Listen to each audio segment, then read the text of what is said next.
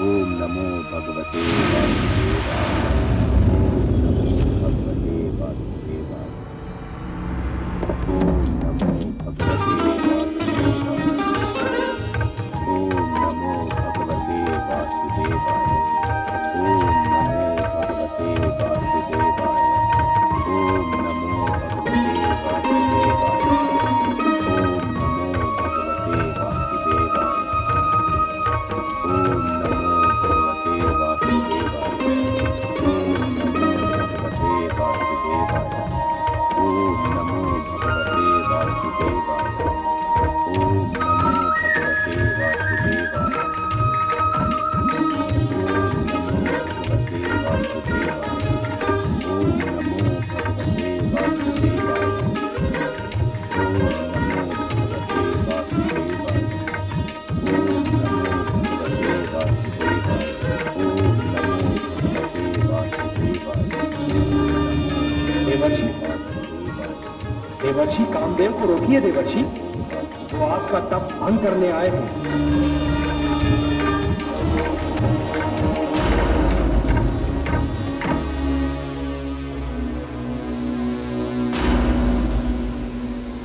कामदेव, ये क्या कर रहे हैं आप? एक बार शिव के द्वारा भस्म हो जाने के बाद भी आपने कोई शिक्षा नहीं ली। बंद कीजिए सब। मैं जो कुछ कर रहा हूं उसमें केवल मानव का ही नहीं, देवताओं का भी लाभ निहित है।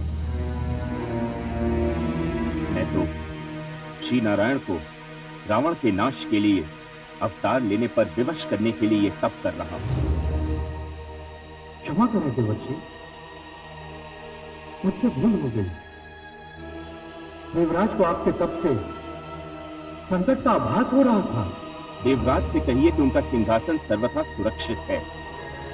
अब आप जाइए यहां से, मेरे तप में विघ्न मत डालिए। ऐसा ही होगा देवर्षि, ऐसा ही होगा।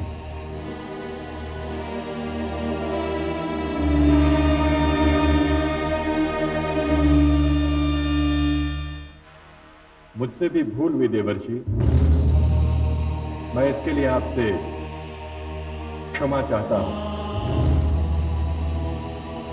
ओम नमो भगवते वासुदेवाय।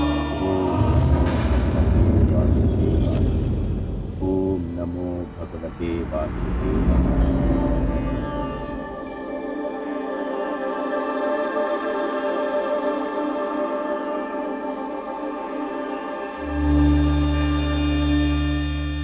नारायण नारायण। स्वागत है देवर्षि, हमारे अहोभाग्य जो आप आज यहाँ पधारे। नारायण नारायण। कहिए देवर्षि, कैसे कष्ट? कुछ नहीं भोलेनाथ, बस आपके और शेरों वाली के दर्शन करने को मन हुआ तो चला आया। क्या बात है देवर्षि, आज तो आपका स्वर भी कुछ बदला बदला सा लग रहा, और आपके नेत्रों में भी आज कुछ विशेष चमक दिखाई दे रही है। और आज आपकी मुस्कान भी कुछ अधिक ही रहस्यमयी लग रही है। क्या बात है देवर्षि, कोई समाचार लेकर आए हैं? समाचार तो अवश्य लाया हूं शेरों वाली, किंतु वह समाचार शुभ है या अशुभ, इसका निर्णय तो भोलेनाथ ही करेंगे। मैं ऐसा क्या समाचार लेकर आए देवर्षि, मैं जानने के लिए उत्सुक हूं। हे भोलेनाथ, मुझे आशा है कि आप मेरा कथन सुनकर बुरा नहीं मानेंगे। ये तो कथन पर निर्भर है देवर्षि, परंतु आप निश्चिंत हैं, आप निसंकोच होकर अपने मन की बात करें। भोलेनाथ, मैंने काम पर विजय प्राप्त कर ली। अच्छा, हाँ भोलेनाथ, कामदेव के जिस बाण से आप घायल हो गए थे, उस बाण का मुझ पर कुछ भी प्रभाव नहीं पड़ा। आपने मेरी बात का बुरा तो नहीं माना भोलेनाथ? नहीं, कदापि नहीं, तनिक भी नहीं। किंतु देवर्षि, मैं भी आपको कुछ कहना चाहता हूं। हाँ भोलेनाथ, अवश्य कहिए। मुझे आशा है देवर्षि, अब आपको बुरा नहीं लगेगा। मैं बुरा नहीं मानूंगा भोलेनाथ, कहिए। देवर्षि, जो बात आपको कहनी थी वो आपने मुझसे तो कह दी, किंतु यही बात श्री हरि विष्णु समझते हुए, अन्यथा घोर संकट में पड़ जाएंगे। नारायण नारायण।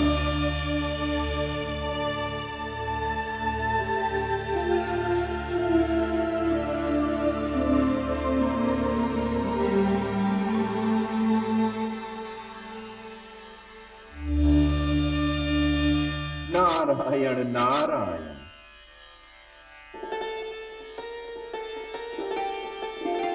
प्रणाम सर्वेश्वर।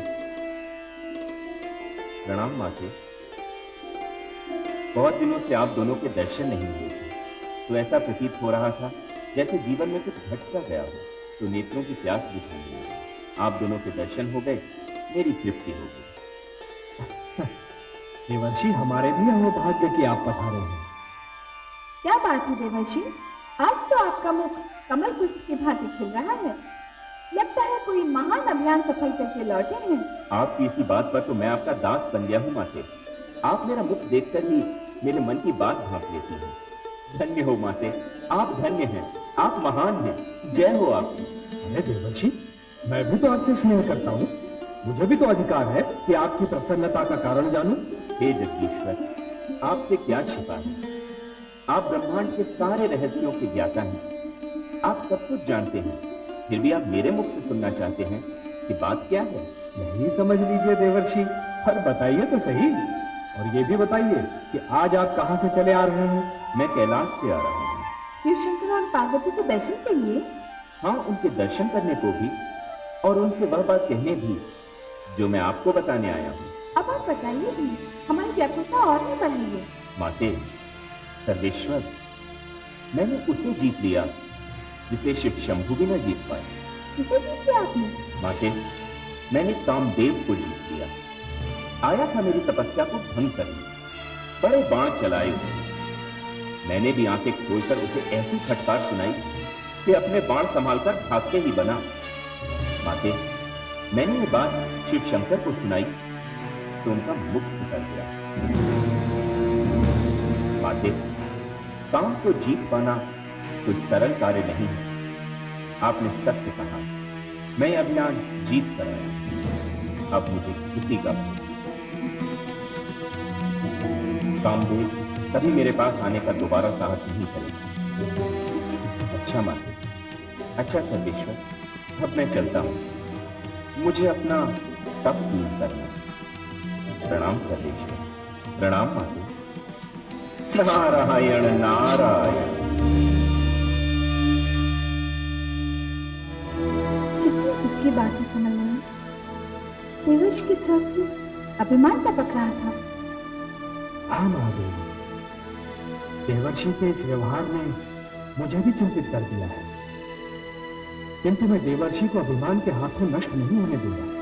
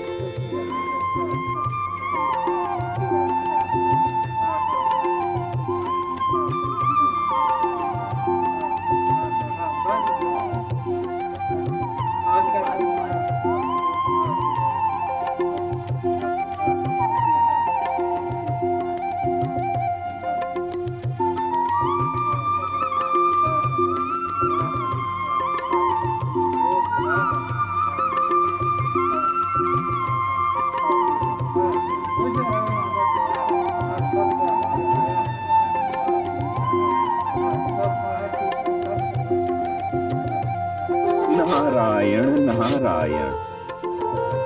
बड़े आश्चर्य की बात है, मैं कुछ वर्षों पूर्व यहाँ आया था तो यहाँ कुछ भी नहीं था। अब तो यहाँ नगर बसा हुआ है, वह भी कितना विशाल और कितना सुंदर।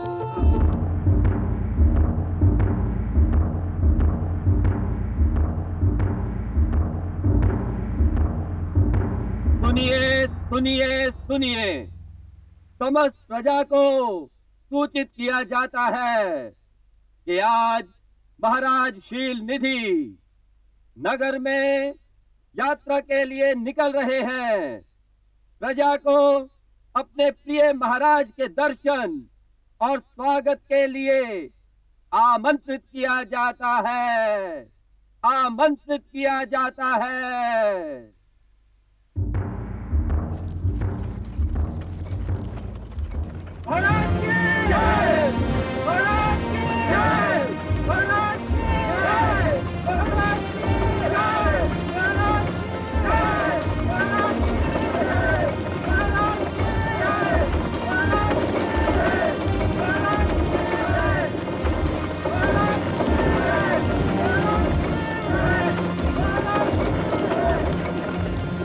उनको सारथी प्रणाम।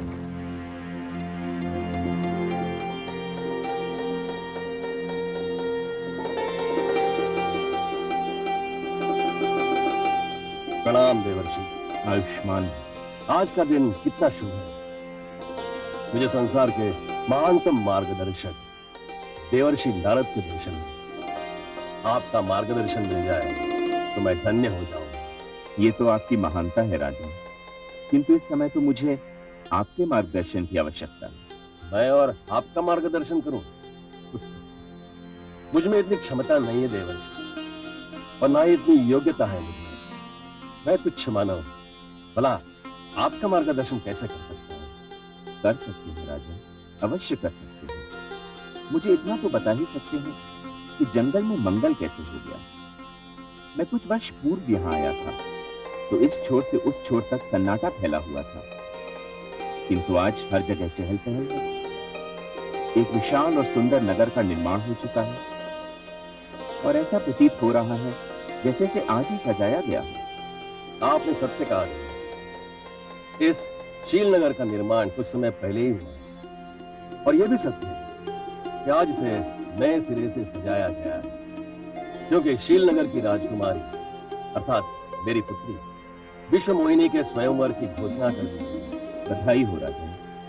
ईश्वर करे आपकी पुत्री को ऐसा वर मिले कि सारा संसार आश्चर्यचकित रहता है। ऐसे नहीं देवर्षि, ये आशीर्वाद आपको राजभवन चलकर स्वयं मेरी पुत्री को देना होगा। मुझ सन्यासी को आप कहाँ राजभवन लेकर जाएंगे? आशीर्वाद दूर से दिया जाए या पास से, क्या अंतर पड़ता है राजन? अंतर पड़ता है देवर्षि। आपका आशीर्वाद तो वरदान है ही, किंतु आपके दर्शन की बात ही कुछ और। आपको देखकर मेरी पुत्री धन्य हो जाएगी। मेरा आग्रह है आप राजभवन चलें। नारायण नारायण। अब आप इतना विवश कर रहे हैं राजन, तो चलना पड़ेगा ही।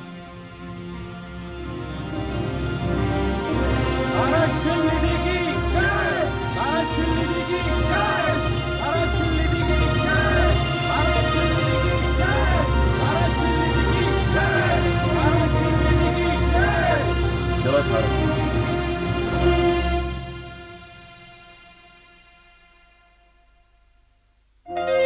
महारानी, महारानी,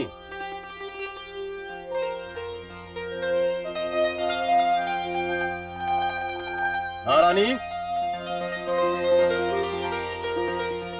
महारानी। देवर्षि,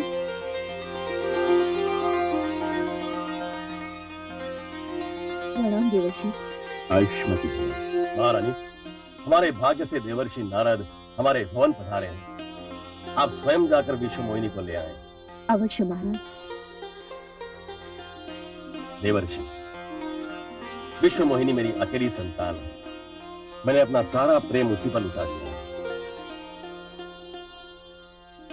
लीजिए, वो आ गई।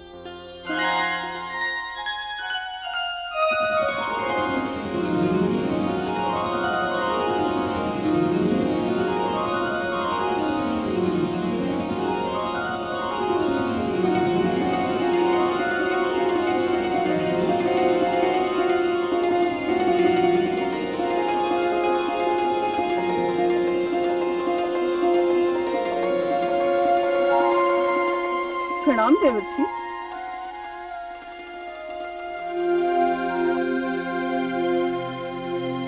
देवर्षि प्रणाम। आयुष्मती भव। राजन, आप तो कह रहे थे कि आपकी पुत्री आपकी अकेली संतान है। नहीं राजन, वो तो सारे विश्व में अकेली है, एक ही है, बेजोड़ है, अद्वितीय है। राजन, मैं इसके मुख की आभा देखकर कह सकता हूं कि जो भी इससे विवाह करेगा सारे संसार की ईर्ष्या का कारण बन जाएगा। हे देवर्षि, मेरी पुत्री के भविष्य के विषय में कुछ बताइए। महारानी, आपकी पुत्री के भविष्य का भी पूर्णतया निर्माण नहीं हुआ है, हो रहा है, बन रहा है, और जब बन जाएगा तो आप सब चकित रह जाएंगे। नारायण नारायण।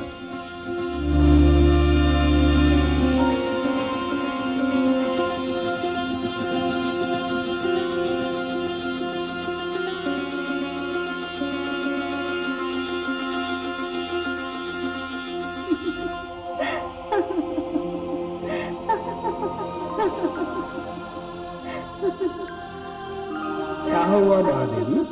ऐसा क्या देख लिया आपने जो आप अपनी हंसी को रोक नहीं पा रही हैं? अपने देवर्षि को देखकर हंसी आ रही है। क्यों? क्या हुआ? बड़े ऊंचे स्वर में बोलकर गए थे कि उन्होंने काम पर विजय पा ली है। कामदेव के जिस बाण ने भोलेनाथ को घायल कर दिया था, उसका उन पर कोई प्रभाव नहीं हुआ। पर विश्व मोहिनी के नेत्रों के पहले ही बाण से हमारे देवर्षि धराशायी हो गए। सारे बड़े बड़े मोर धरे के धरे रह गए। महादेवी, अभी तो खेल आरंभ हुआ है, आगे आगे देखिए क्या घटित होता है। परंतु हे कमलनयन, एक रहस्य मेरी समझ में नहीं आया।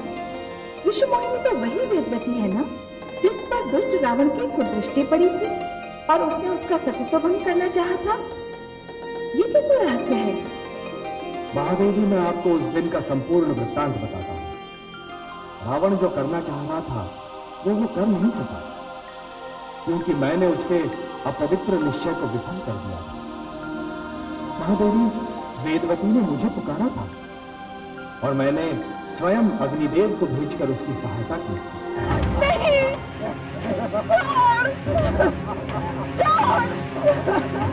हे नारायण, इस दुष्ट से मेरी रक्षा करो, मेरे कृष्ण की रक्षा करो नारायण। मैं सम्मान को अपना जीवित नहीं रहना चाहती। इससे तो अच्छा है मैं अभी यही खत्म हो जाऊं।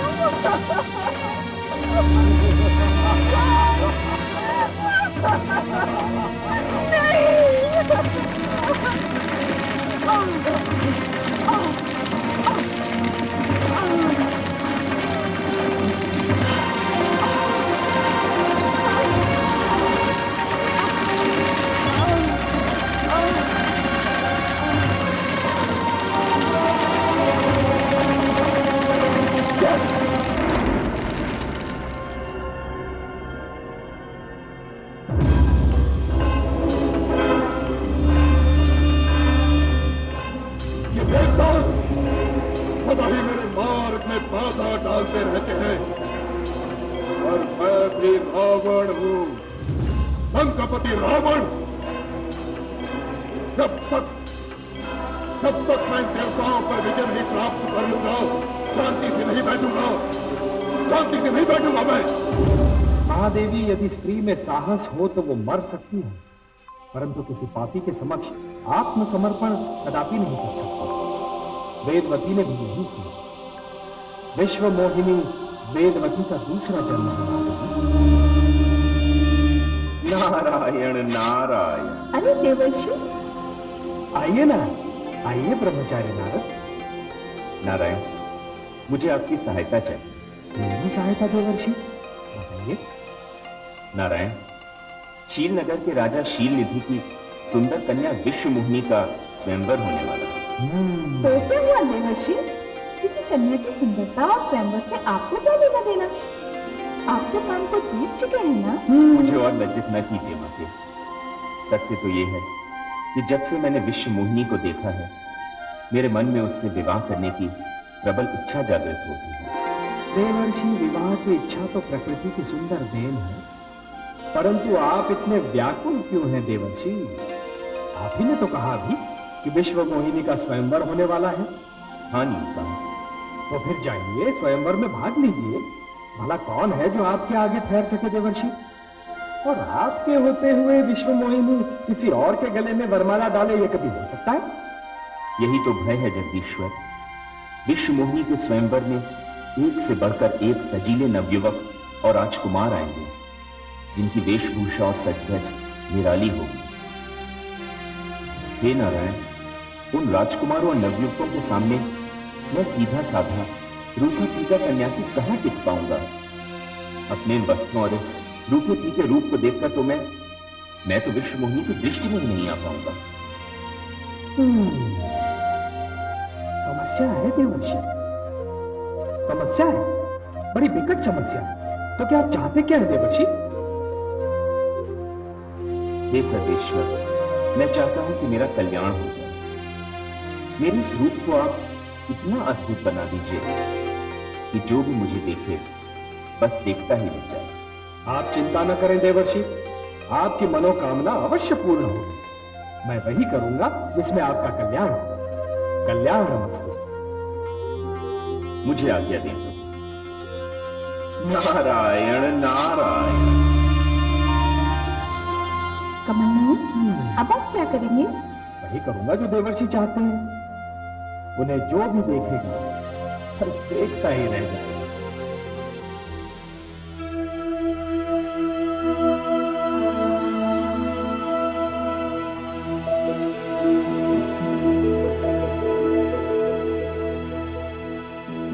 नारायण नारायण।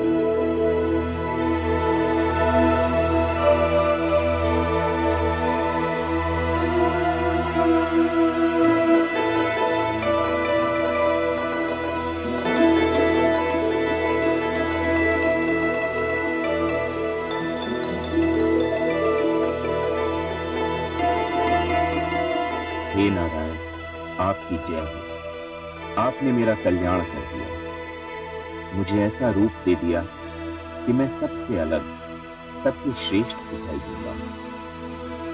कोई मेरे मुख से दृष्टि हटा ही नहीं सकेगा। नारायण नारायण।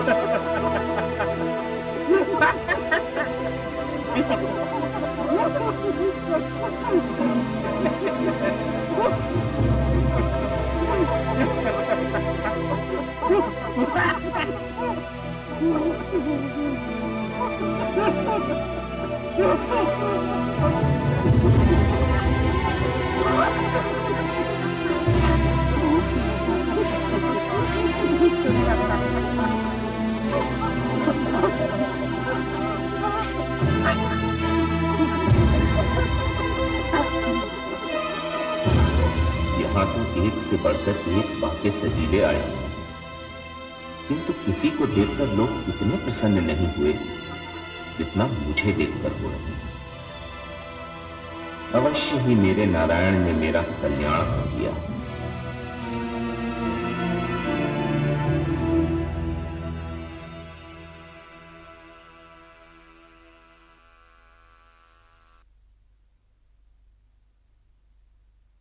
अतिथिगण, आपने दूर दूर से शीलनगर पधार कर मेरा मान बढ़ाया है। मेरे निमंत्रण को स्वीकार करके आपने मुझ पर उपकार किया है। मैं आपका हार्दिक आभारी हूं। मैं देख रहा हूं मेरी इकलौती पुत्री के स्वयंवर में भाग लेने के लिए मानव, दानव, देव, यक्ष, गंधर्व ही नहीं, वानरराज भी पधारे हैं।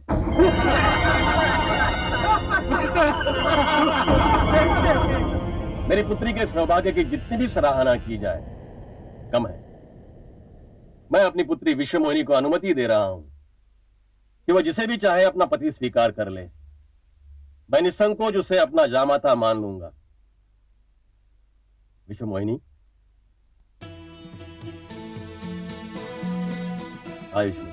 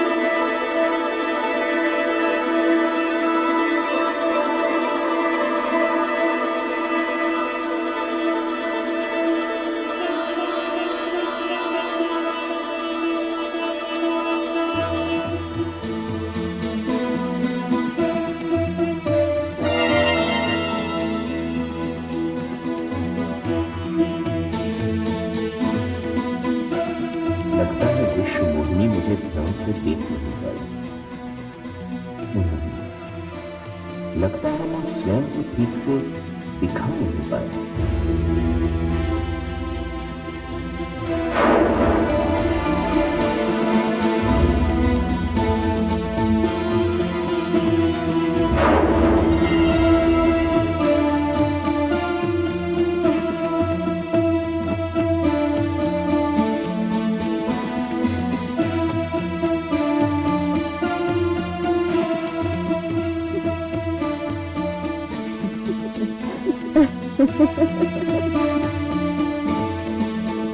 राजकुमारी, वानरराज तो आप ही तो देख रहे हैं।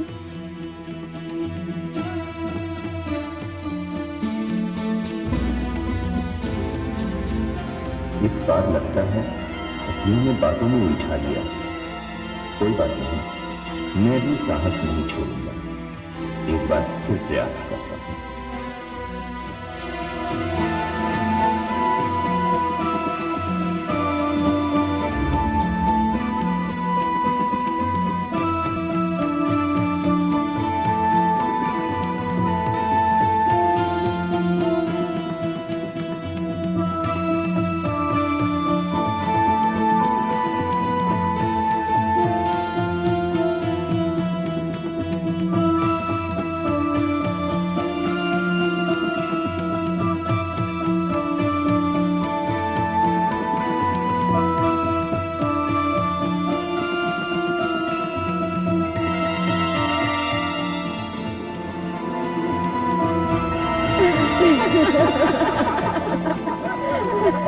अचंभे की बात है, एक ही रूप के तीन व्यक्ति दिखाई दे रहे हैं। नहीं देवी, मैं वही हूँ, एक ही हूँ। आपको अवश्य कोई भ्रम हुआ है। मैं ही 3 बार राजकुमारी के सम्मुख आने का प्रयास कर चुका हूँ।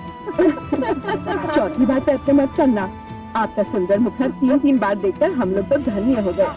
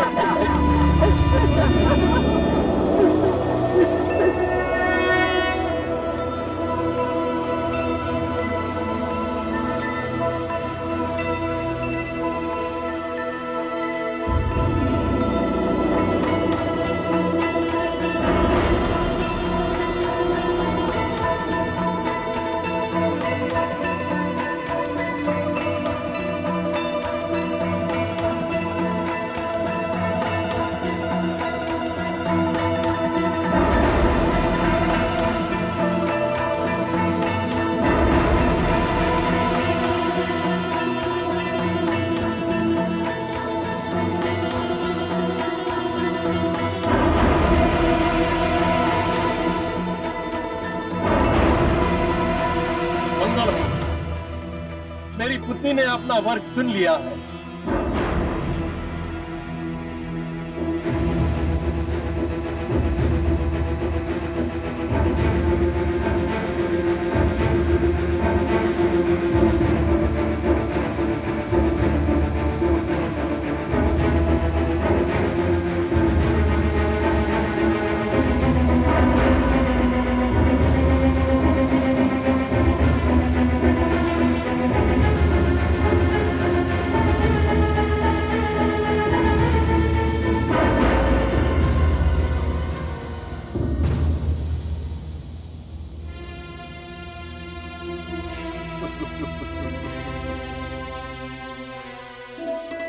हे हरिहर, अहो भाग्य, आज आपके दर्शन हुए, मेरी तपस्या सफल हुई।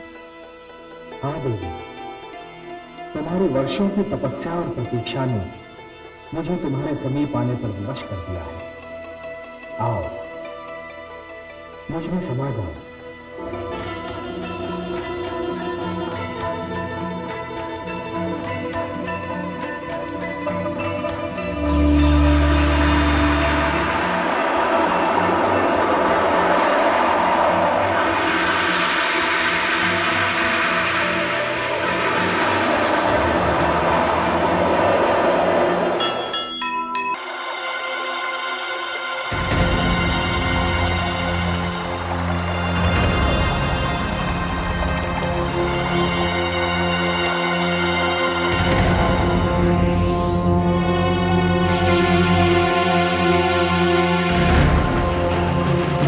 हे नारायण, ये आपने क्या किया? क्यों किया? चौथी बार प्रयत्न मत करना। आपका सुंदर मुखड़ा 3 बार देखकर हम लोग तो धन्य हो गए। मैं देख रहा हूं, मेरी इकलौती पुत्री के स्वयंवर में भाग लेने के लिए मानव, दानव, देव, यक्ष, गंधर्व ही नहीं, वानरराज भी पधारे हैं।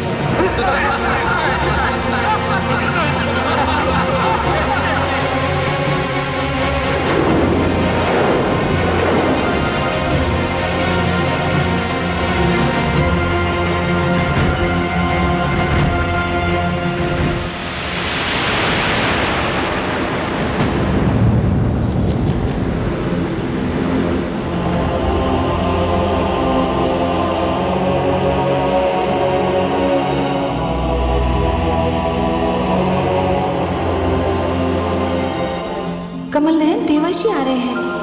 ज्वालामुखी फटने ही वाला है। बहुत क्रोधित दिखाई दे रहे हैं।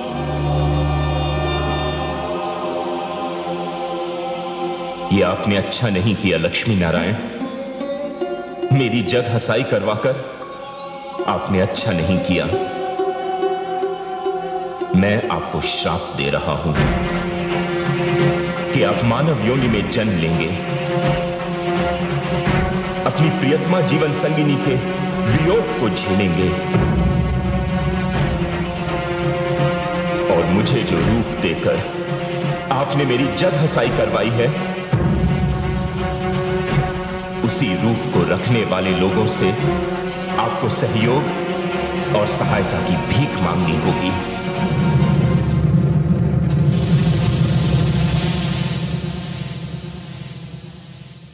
हे लक्ष्मी नारायण, मुझे आज बहुत दुख है, मेरे मन में अत्यंत पीड़ा है।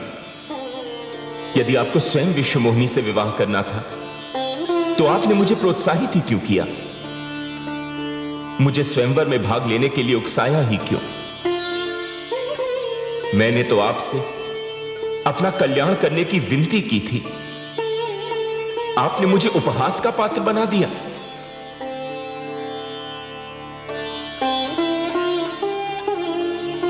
माते, माते, आप कुछ कह क्यों नहीं रही हैं? अपने पुत्र के अपमान पर आप कुछ बोल क्यों नहीं रही हैं माते? हे कमलनयन, देवर्षि के प्रश्नों का उत्तर दीजिए। मुझसे इनका दुख देखा नहीं जाता, ये मुझे अत्यंत प्रिय है। देवर्षि, आपने 2 प्रश्नों का उत्तर चाहा है। पहला यह कि मैंने आपको विश्व मोहिनी के स्वयंवर में भाग लेने के लिए प्रोत्साहित क्यों किया, और दूसरा ये कि आपको वानर रूप देकर मैंने आपका उपहास क्यों करवाया। हां नारायण, और मुझे अपने इन 2 प्रश्नों का उत्तर यहीं और अभी चाहिए। निस्संदेह देवर्षि, जहां तक आपको स्वयंवर में भाग लेने के लिए प्रोत्साहित करने का संबंध है, तो मैं आप पर यह सत्य प्रकट करना चाहता था देवर्षि कि आपकी उस घोषणा के उपरांत भी कि आपने काम को जीत लिया है, आप काम को जीत नहीं पाए। देवर्षि, यदि आपने काम को जीत लिया होता तो विश्व मोहिनी को देखने के उपरांत आप उस पर आसक्त न हुए होते, अपना आपा न खो बैठते। हे देवर्षि, धरती पर जो कुछ हुआ वो तो केवल मेरी लीला थी, सर्वत्र माया का खेल था। लीला थी, खेल था, माया थी? मैं समझा नहीं नारायण। हाँ देवर्षि, वेदवती आपके नारायण की भक्त थी, इन्हें पाना चाहती थी, परंतु रावण की दुष्टता के कारण उसके जीवन का अंत हुआ। तब उसने विश्व मोहिनी बनकर अपने आराध्य विष्णु को पा लिया। हाँ देवर्षि, देवर्षि नीचे देखिए, जहां आपको शील नगरी दिखाई दी थी, राजा शील का भवन दिखाई दिया था, विश्व मोहिनी का स्वयंवर मंडप दिखाई दे रहा था, अब वहां क्या है?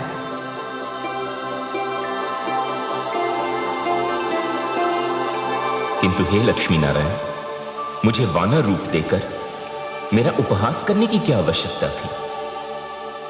देवर्षि, मैं तो केवल आपको यह बताना चाहता था कि जब किसी व्यक्ति के मन में अहंकार डेरा जमा लेता है तो उसका अच्छा भला रूप भी बिगड़ जाता है।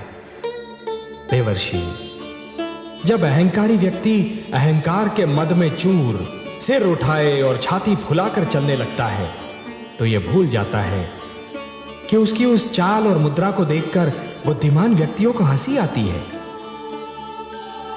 देवर्षि, जिस प्रकार दिए की लौ अपनी ही बाती को धीरे धीरे जलाकर राख करती है, उसी प्रकार ऋषि का अहंकार उसके तेज और तप का नाश करता है।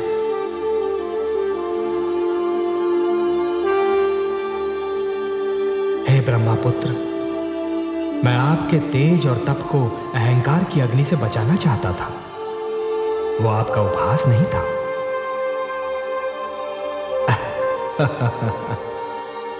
देवर्षि, मैं जानता हूं कि आपके मन से अब अहंकार निकल चुका है।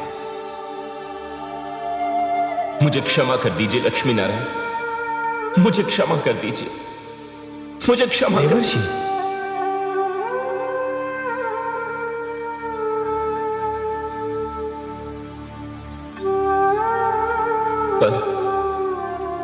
पर यह तो बहुत बुरा हुआ।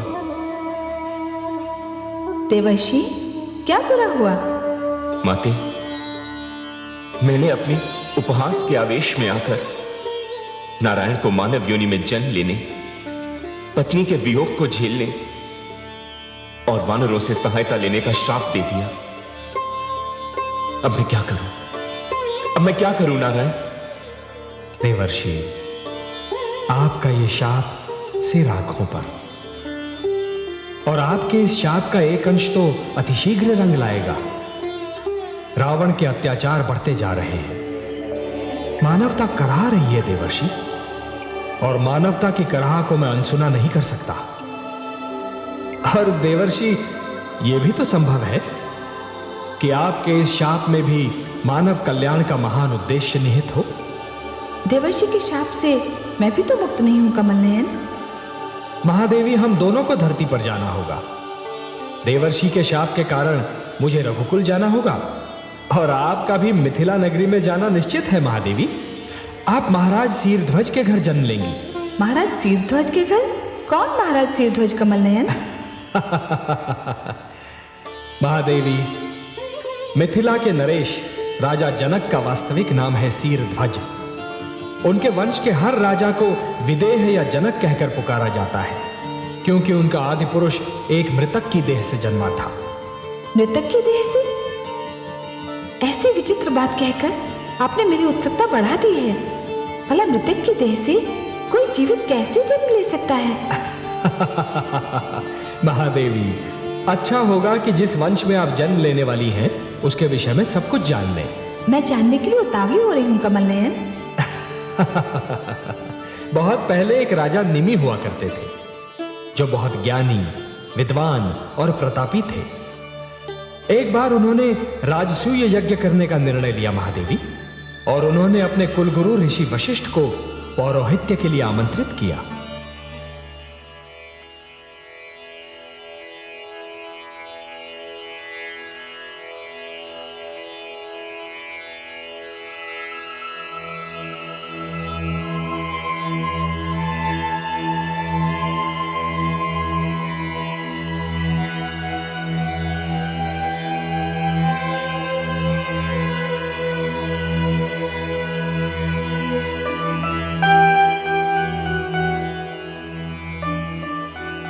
प्रणाम ऋषिवर। महाराज निमि पधारे हैं, मैं उन्हें भीतर ले आऊं? नहीं, मैं स्वयं उनका स्वागत करूंगा।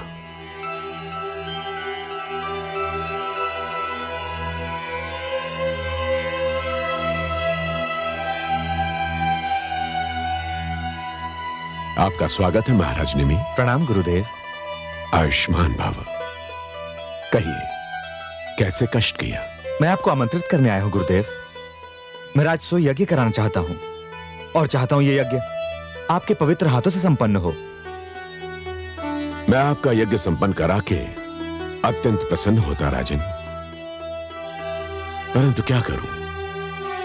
अभी कुछ ही समय पूर्व इंद्र ने मुझे अपने यहां यज्ञ कराने के लिए आमंत्रित किया, और मैंने उनका निमंत्रण स्वीकार भी कर लिया। अब तो इंद्र का यज्ञ संपन्न कराने के पश्चात ही मैं आपका यज्ञ करा सकता हूं। मैं बड़ी आशा लेकर आपके पास आया था। आपको निराश करते हुए मुझे बड़ा दुख हो रहा है राजन, परंतु क्या करूं, विवशता है। हां, इंद्र का यज्ञ संपन्न कराने के पश्चात मैं आपका यज्ञ अवश्य करूंगा। आयुष्मान भव।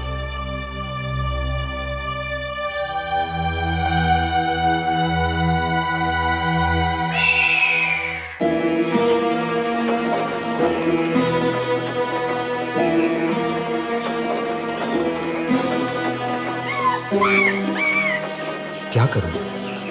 गुरुदेव को लौटने में न जाने कितना समय लगे। यज्ञ का निश्चय कर चुका हूं। ऋषि गौतम के पास जाकर विनती करता हूं, वे अवश्य मेरा निमंत्रण स्वीकार कर लेंगे। अच्छा होता कि चलते चलते ऋषि वशिष्ठ से कह देता कि मैं ऋषि गौतम से यज्ञ करवा लूंगा।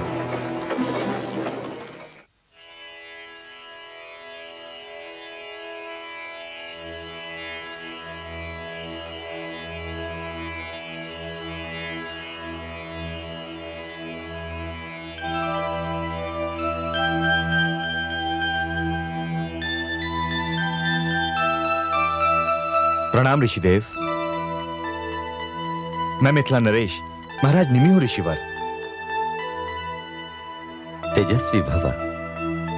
हे महाराज, आपको कौन नहीं जानता, किंतु आपको अपने आश्रम में देखकर हमें आश्चर्य अवश्य हो रहा है। मैं आपको कष्ट देने आया हूं। आपका स्वागत है। कहिए कैसा कष्ट? हे पूजनीय ऋषिवर, मैंने अपने राज्य में यज्ञ कराने का निश्चय किया है। मेरी इच्छा है कि यह यज्ञ आप स्वयं संपन्न करें। मैं आपको निमंत्रण देने आया हूं। मेरा निमंत्रण स्वीकार करके मुझे कृतार्थ करें, आपकी अनुकंपा होगी। मुझे आपका निमंत्रण स्वीकार है। आपका यज्ञ मैं अवश्य संपन्न करूंगा। प्रणाम ऋषिवर।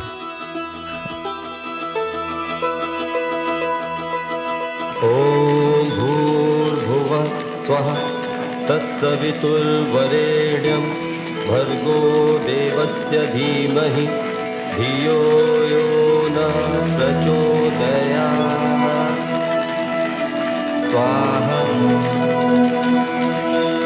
ओम भूर्भुवः स्वः तत्सवितुर्वरेण्यं भर्गो देवस्य धीमहि धियो यो न प्रचोदयात्। स्वाहा। ओम भूर्भुवः स्वः तत्सवितुर्वरेण्यं भर्गो देवस्य धीमहि धियो यो न प्रचोदयात्। स्वाहा। स्वाहा। ओम भूर्भुवः स्वः तत्सवितुर्वरेण्यं भर्गो देवस्य धीमहि धियो यो न प्रचोदयात्। स्वाहा। स्वाहा। ओम भूर्भुवः स्वः तत्सवितुर्वरेण्यं भर्गो देवस्य धीमहि धियो यो न प्रचोदयात्। स्वाहा। स्वाहा।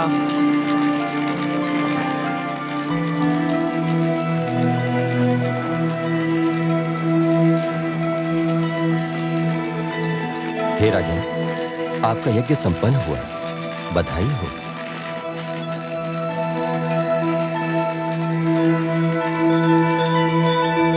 आइए ऋषिवर, आइए।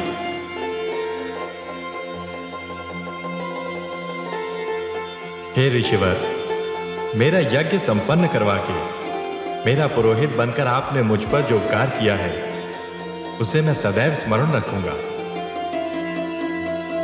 इसमें उपकार कैसा देवराज? यज्ञ करना और करवाना तो हमारा धर्म है, कर्तव्य है। आपके निमंत्रण पर यज्ञ करवाकर और उसे संपन्न करवाकर मुझे अत्यंत प्रसन्नता हुई। परंतु पृथ्वी पर महाराज निमि मेरी प्रतीक्षा कर रहे होंगे। उन्होंने भी मुझे यज्ञ के लिए आमंत्रित किया है। वहां पर भी मुझे यज्ञ संपन्न कराना है। मुझे विदा दें। एक बार पुनः आपका कोटि कोटि धन्यवाद ऋषिवर। यशस्वी भव। कल्याणमस्तु।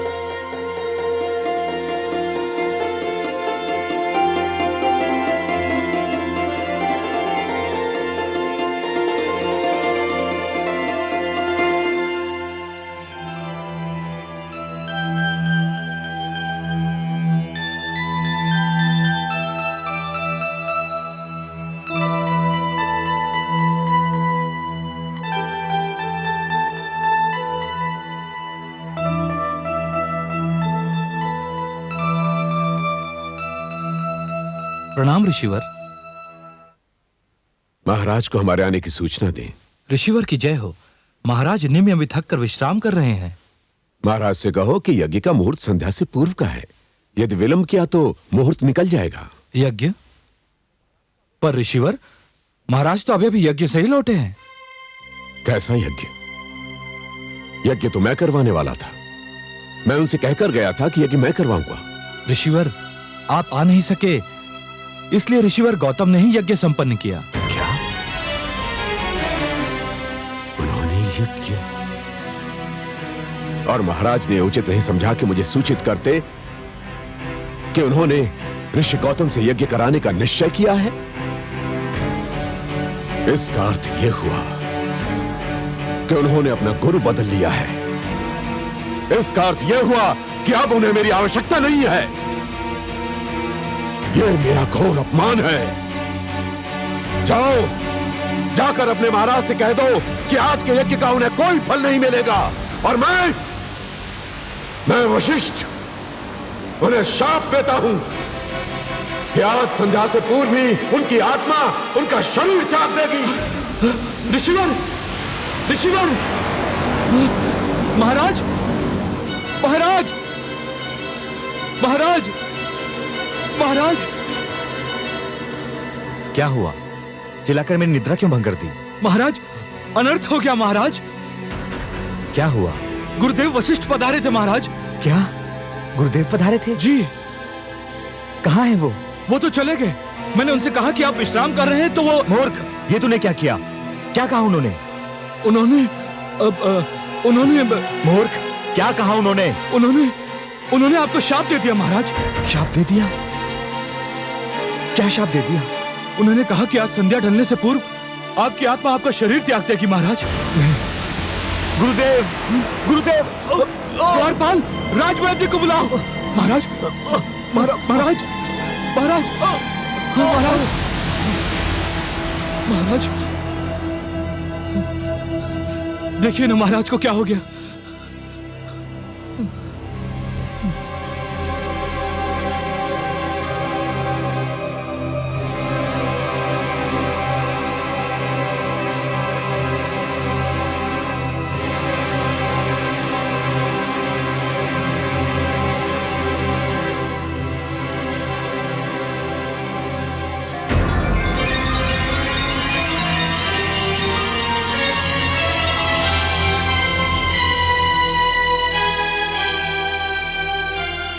महाराज निमि परलोक सिधार गए।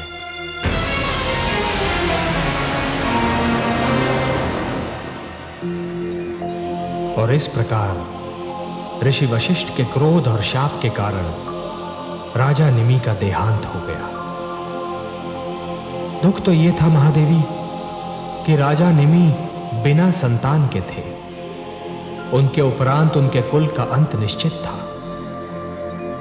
उत्तराधिकारी के बिना उनका विशाल राज्य सूना रह गया। पर महादेवी, ऋषि गौतम ने सप्त ऋषियों से सहायता मांगी और उन सब ने मिलकर राजा निमि की मृतदेह से संतान प्राप्ति का अभियान आरंभ कर दिया।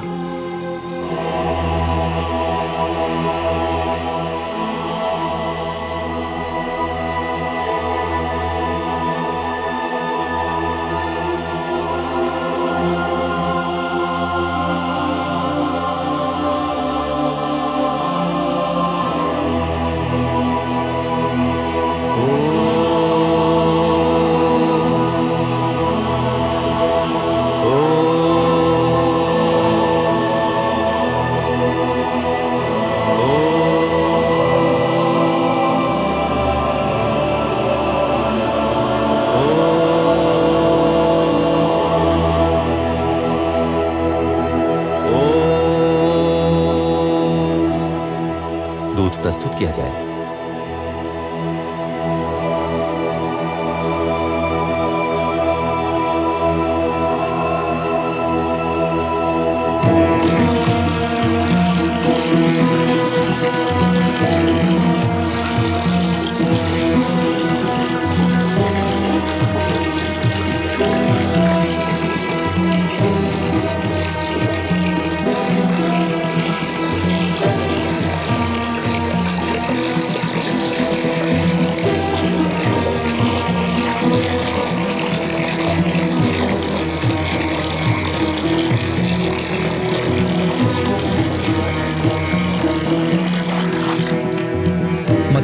आरंभ किया जाए? अवश्य ऋषिवर, मथानी लाई जाए।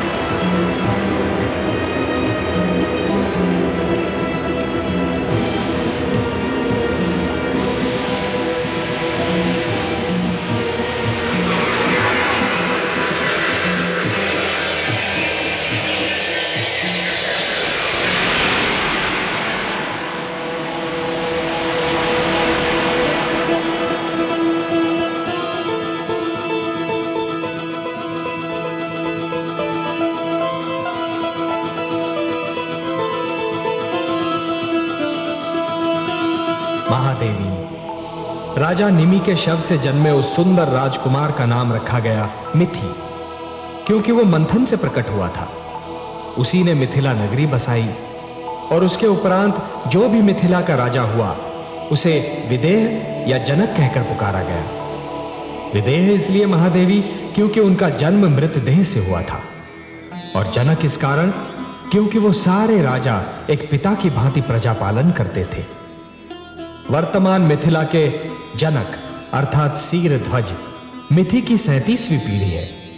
अब वही आपके पिता होंगे महादेवी, और आप उनकी पुत्री जानकी कहलाएंगी। हे कमल नयन, मुझे कब जाना होगा? अभी विलंब है महादेवी, और धरती पर तो हम दोनों को जाना होगा, जिसका एक कारण तो है देवर्षि का शाप और दूसरा कारण है रावण के अत्याचार। और मुझे प्रतीक्षा है रावण के पाप की गागर भर जाने की।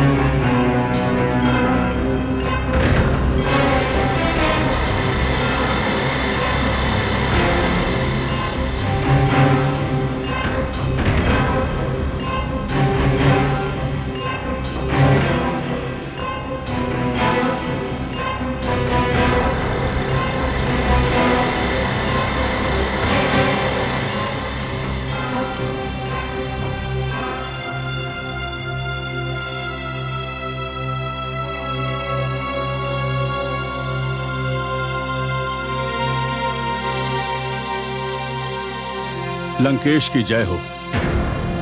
आपकी इच्छा अनुसार सेवक उपस्थित है। आइए आइए महामंत्री जी आइए, मुझे आप ही की प्रतीक्षा थी। मैं ये जानना चाहता हूं कि क्या यह समाचार सत्य है कि सारे ऋषिगण लंका छोड़कर जा चुके हैं और अब हमारी राज्य सीमाओं में एक भी ऋषि नहीं बचा। क्या यह सत्य है? समाचार सर्वथा सत्य है महाराज।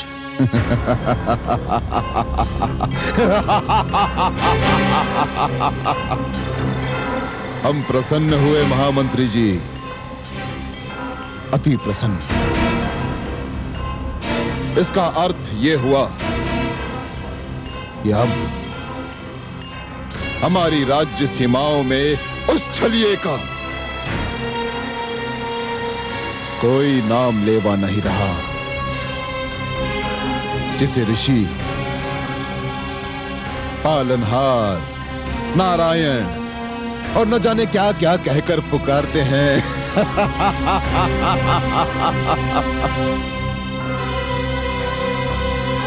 इसका अर्थ यह हुआ कि अब हमारी राज्य सीमाओं में वो हास्यजनक आडंबर भी समाप्त हो गया जिसे यज्ञ कहते हैं।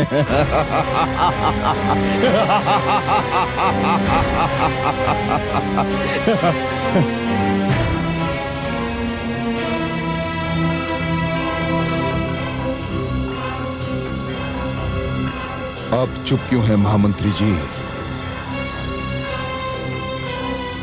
इसलिए कि यह समाचार सर्वथा सत्य नहीं है।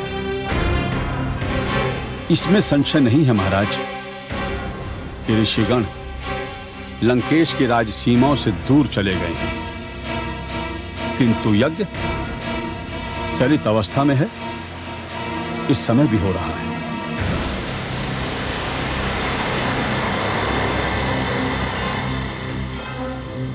ऋषि चले गए किंतु यज्ञ अभी भी हो रहा है। मुझे ये परस्पर विरोधी सूचनाएं क्यों दी जा रही है महामंत्री जी? मुझे बताएं कि कौन है वो जो हमारे राज्य में यज्ञ कर रहा है? आप बार बार चुप क्यों हो जाते हैं? मुझे बताएं कि कौन है वो। मैं उसके शरीर से रक्त की एक एक बूंद निचोड़ लूंगा। मुझे बताएं कि कौन है वो। मुझ में उसके नाम की घोषणा करने का साहस नहीं है महाराज। क्यों? क्योंकि उसका आपके साथ रक्त का संबंध है महाराज। पहेलियां ना बुझाए महामंत्री जी, अब मुझे बताएं कि कौन है वो। वह कोई और नहीं महाराज, आपके अनुज हैं।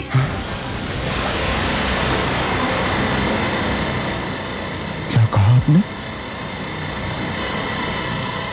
मेरा अनुज? मेरा विभीषण, जिसे मैंने अपना अनुज नहीं सदैव अपना पुत्र समझा। नहीं नहीं नहीं नहीं महामंत्री जी, ये नहीं हो सकता। मुझे विश्वास नहीं हो रहा। विभीषण ऐसा कोई कार्य नहीं करेगा जो रावण की इच्छा के विरुद्ध हो। वो ऐसा नहीं कर सकता, वो ऐसा नहीं कर सकता महामंत्री जी। और यही सर्वथा सत्य है महाराज।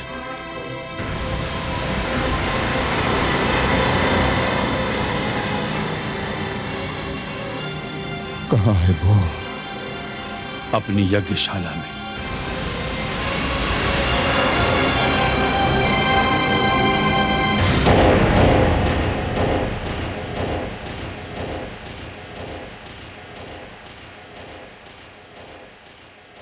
ओम भूर्भुवः स्वः तत्सवितुर्वरेण्यं भर्गो देवस्य धीमहि धियो यो नः प्रचोदयात् स्वाहा।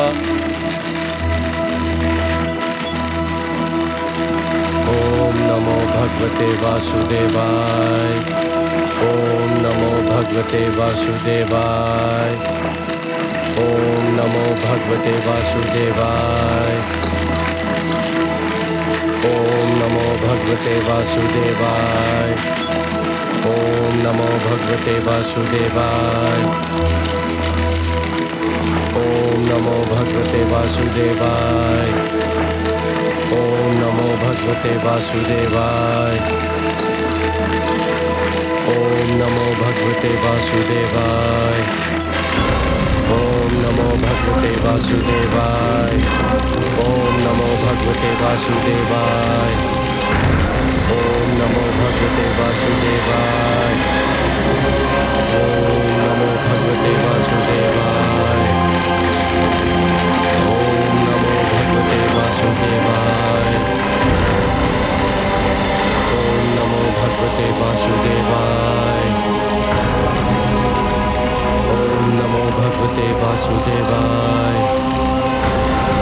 ओम नमो भगवते वासुदेवाय। ओम नमो भगवते वासुदेवाय।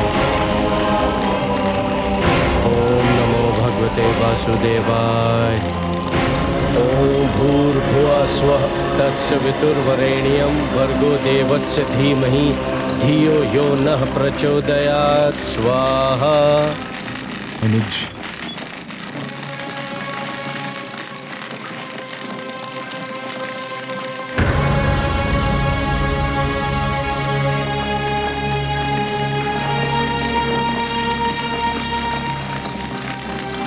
प्रणाम भ्राताश्री।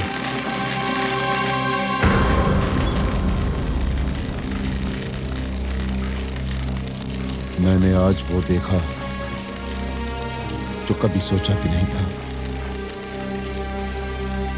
कि मेरा अनुज, मेरा विभीषण, जो जानता है कि मैं विष्णु से कितनी घृणा करता हूं, जो जानता है कि मुझे विष्णु के यज्ञ से कितना बैर है, वो विभीषण विष्णु का यज्ञ कर रहा है, वो भी रात के अंधेरे में सबसे छिपकर। क्यों? भ्राताश्री, मैं तो ये सब दिन के उजाले में सबके सामने इसलिए नहीं करता कि कहीं प्रजा ये न समझे कि लंकापति के घर में ही उनके आदेश की अवहेलना हो रही है। तो ये नहीं हो रही? क्या ये सत्य नहीं कि मेरा अनुज मेरे पिता के रक्त का भागीदार मेरा आदेश ठुकरा रहा है? मुझे आज ज्ञात हुआ कि मैं जिस अनुज से पुत्र की भांति स्नेह रखता था, उसके मन में मेरे लिए कोई आदर नहीं, कोई स्नेह नहीं। नहीं भ्राताश्री, ऐसा ना कहें।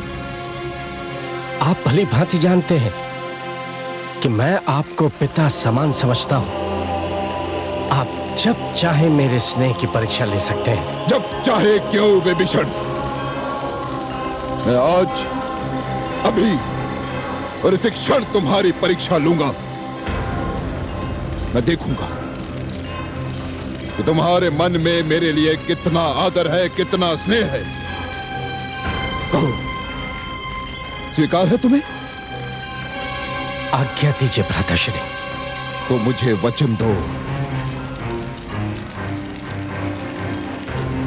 कि आज से, इस क्षण से तुम यज्ञ करना छोड़ दोगे। मैं वचन देता हूं भ्राताश्री, किंतु आज्ञा हो तो एक बात पूछूं? पूछो, अवश्य पूछो। भ्राताश्री, जब हम दोनों छोटे छोटे बालक थे तो पिताश्री आपसे यज्ञ में जाने के लिए कहते थे और माताश्री आपको जाने से रोक देती थी। तो आप स्वयं मुझसे कहते थे कि आपके स्थान पर मैं जाऊं, यज्ञ में भाग लूं, और आज आप। उस समय की बात कुछ और थी विभीषण, क्योंकि उस समय मुझे ज्ञात नहीं था कि विष्णु में कितने दोष हैं, विष्णु यज्ञ में कितने दोष हैं, क्योंकि उस समय मैं बालक था, छोटा था। किंतु अब मैं सब कुछ जान चुका हूं, सब कुछ जान चुका हूं। मैं क्या जान चुके हैं आप भ्राताश्री? यही कि विष्णु कितना कपटी है, कितना धूर्त है, कितना दुष्ट है। हे ईश्वर, वो मेरा और मैं उसका विरोधी हूं। यदि तुम सत्य कह रहे हो कि तुम मेरा आदर करते हो, तो फिर आज से तुम्हें उसका विरोध करना होगा विभीषण। आज से यज्ञ बंद करना होगा। मैं आपको वचन दे चुका हूं कि आपकी आज्ञा का पालन करूंगा। अब मैं यज्ञ नहीं करूंगा।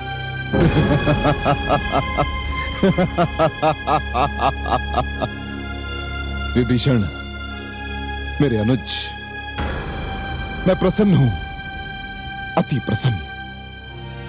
तुम वास्तव में मुझसे स्नेह करते हो।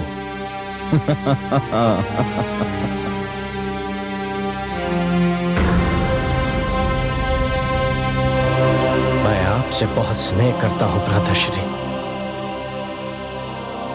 मेरे शरीर पर तो आप अंकुश लगा सकते हैं, किंतु मैं अपनी आत्मा का क्या करूं? वो तो विष्णु के रंग में रंग चुकी है।